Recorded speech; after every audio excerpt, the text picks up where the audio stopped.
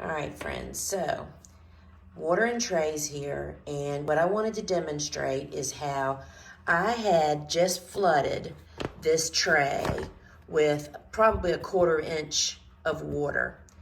And I'm now in step 2 of my watering, where I go back and look at every tray after I'm done to make sure there's no excessive water still in the tray and that the blocks are dry. But looky here, friends.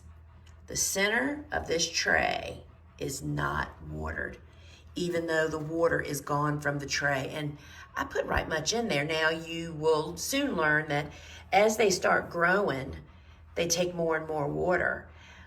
But this is the perfect example of how, these are marigolds, by the way. Coco is her name, Coco Yellow.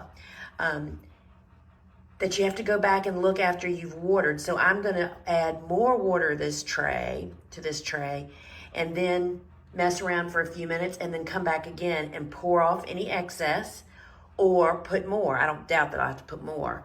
But anyway, just wanted to share that. That's part of water and soil blocks.